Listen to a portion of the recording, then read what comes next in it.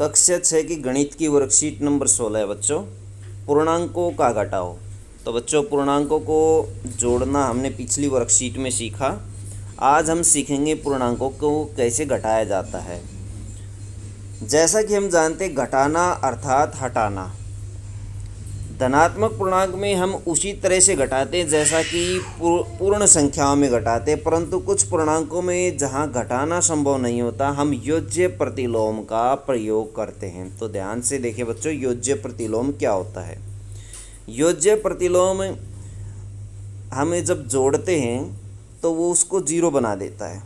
जब मान लीजिए -6 का योज्य प्रतिलोम +6 होता है, उसका अपोजिट अगर -6 है तो इसका अपोजिट +6 होगा। अगर इसको जोड़ा जाता है तो हमें 0 प्राप्त होता है। इसी तरह से 7 का योज्य प्रतिलोम -7 होगा, तो इसको भी जोड़ा जाता है तो 0 हमें प्राप्त होता है। तो -9 का योज्य प्रतिलोम +9 होगा। क्या होगा बच्चों? +9 होगा। जैसे 10 का योज्य प्रतिलोम -10 होगा। चिन्ह बदल दीजिए, योज्य प्रतिलोम आपको प्राप्त हो जाएगा। संख्या रेखा द्वारा पूर्णांकों का घटाओ। संख्या रेखा के ऊपर पूर्णांकों को कैसे घटाया जाता है। जिस तरह से हमने जोड़ना सीखा उसी तरह से हम घटाना सीखेंगे। +4 में +5 घटा दीजिए, -1 हमें प्राप्त होता है। पहले +4 को शो कीजिए इसके ऊपर। यदि हम +4 के में से -5 घटा देते हैं या 5 कदम पीछे चलते हैं, अगर हम घटाते हैं तो 5 कदम पीछे की दिशा में या लेफ़्ट साइड में हमें चलना पड़ेगा। तो बच्चों ये वाली लेफ़्ट साइड है, लेफ़्ट साइड में जाना पड़ेगा, बैक साइड में हमें जाना पड़ेगा। तो 5 कदम इस संख्या रेखा पर हम चलते हैं। 4 के ऊपर से 1 3 के ऊपर आ गए, 2 के ऊपर आ गए, 3 1 के ऊपर आ गए और 4 0 के ऊपर, और 5वां कदम हमारा -1 के ऊपर आ जाता है। तो बच्चों इसका उत्तर क्या होगा? -1 होगा। तो ये -1 है। ऋणात्मक और धनात्मक चिन्ह मिलकर ऋणात्मक होते हैं। तो बच्चों हमने क्या देखा कि हमें -1 प्राप्त होता है।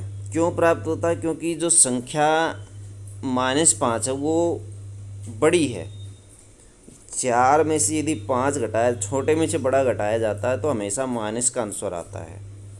दूसरा क्वेश्चन देखिए, 2 धनात्मक पूर्णांकों का घटाव कैसे किया जाता है। 5 में से 4 घटाएंगे तो 1 आएगा। अब 5 में से 4 घटाएंगे तो 5 के ऊपर से 4 कदम पीछे चलेंगे तो हम 1 के ऊपर पहुंच जाते। 0 से देखिए 5 के ऊपर गए थे शुरुआत में, और 5 से 4 कदम पीछे आए तो 1 आंसर हमारा आएगा। 1 के ऊपर आप इसको दिखा सकते हैं। स्थिति 3 देखिए, 2 ऋणात्मक पूर्णांकों का घटाव। -5 में से -4, ये देखिए बच्चों, इसको ध्यान से देखिएगा। -5 -4। अब देखिए बच्चों, -5 है संख्या रेखा पर, इसको समझना बड़ा ही आसान है। -5 हमारे पास ये है, तो यहाँ से हम देखिए, ये कहा इन्होंने -4।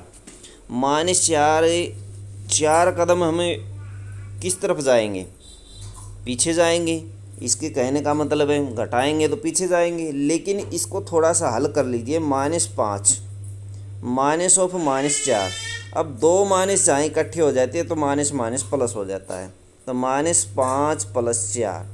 अब देखिए -5 के ऊपर से 4 कदम हमें आगे जाना पड़ेगा क्योंकि ये प्लस का है। तो 4 कदम हम आगे चले जाएंगे। तो आगे जाइए, 4 कदम आगे जाएंगे तो इसके ऊपर से देखिए ये -1 के ऊपर हमें जाना पड़ेगा। -1 हमें प्राप्त होगा, +4 हमें जाना पड़ेगा आगे की दिशा में। आगे की दिशा में जाना पड़ेगा क्योंकि माइनस माइनस प्लस हो जाता है। तो बच्चों आगे की दिशा में जाने पर हमें +1 आंसर मिलता है।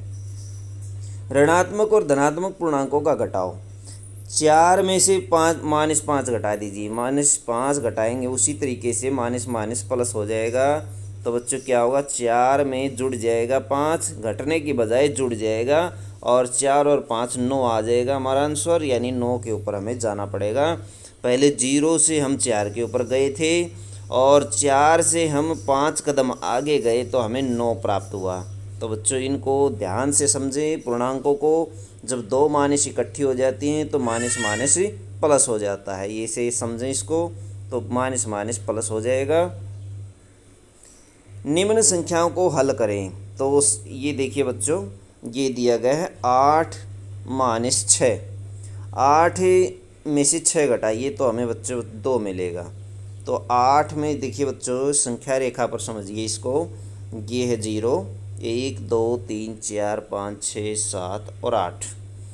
1 2 3 4 5 6 7 और 8। सबसे पहले हम 0 से 8 पर गए। अब क्या करेंगे बच्चों, 6 कदम पीछे चलेंगे। तो 6 कदम पीछे चलने पर क्या होगा, देखिए 1 2 3 4 5 और 6, यानी 2 के ऊपर हम आ जाते तो 2 हमारा आंसर होगा। 2 को आप आंसर ले सकते हैं। बच्चों ये वाली जो है इसे दिखाने की आवश्यकता भी नहीं है, आप एक सीधी इस तरह की लाइन से आप दिखा सकते हैं जैसे ऊपर दिखाया गया था। तो दूसरा क्वेश्चन देखिए, +3 प्लस 5, 3 में से 5 घटाइए। तो संख्या रेखा पर आप 3 दिखा लीजिए, ये 0 मान लीजिए, 1 2 3 और 4 5 तक आप ले सकते हैं। 1 2 3 4 5 और माइनस में भी हमें लेना पड़ेगा, -1 -2 तक हम ले लेते हैं। अब 3 देखिए, 0 से स्टार्टिंग में हम जाते हैं 3 के ऊपर, और 3 में से यदि 5 कदम पीछे चलते हैं तो हम पहुंच जाते हैं बच्चों -2 के ऊपर। तो हमारा आंसर क्या आएगा, -2 आएगा। तो इसको कैसे दिखा सकते हैं, 3 -5 के रूप में दिखा सकते हैं, -2 इसका आंसर आएगा। उसके बाद है -7। -7 में से इसको हल कर लीजिए, -7 माइनस +5 हो जाएगा, +5 हो जाएगा तो -2 आंसर आ जाएगा, यानी -2 के ऊपर जाएंगे हम। -7 से चले और 5 कदम आगे हमें चलना पड़ेगा, पीछे की दिशा में जाने की बजाय आगे हमें चलना पड़ेगा। तो ये 0 है बच्चों, 1 -1 -2 -3 -4 5 6 7 -7। यदि -0 से -7 के ऊपर गए थे स्टार्टिंग में और 5 कदम हम पीछे चलते तो हमें -2 आंसर मिलता है।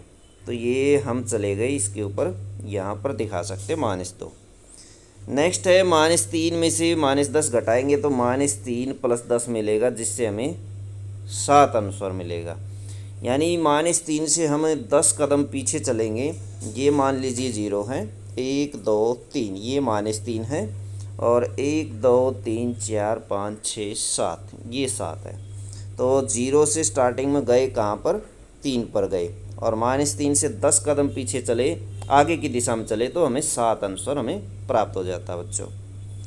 देखिए ई पार्ट देखिए, -3 में घटाइए 6 को, -3 में 6 को घटाते -9 हमें प्राप्त होता है।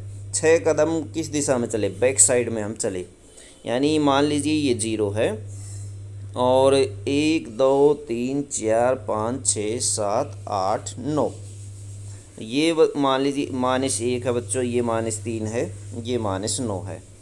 तो स्टार्टिंग में हम बच्चों थे 0 से -3 पर, और -3 से हम 6 कदम पीछे चलते हैं तो -9 पर पहुंच जाते हैं, इसका आंसर आ जाता -9।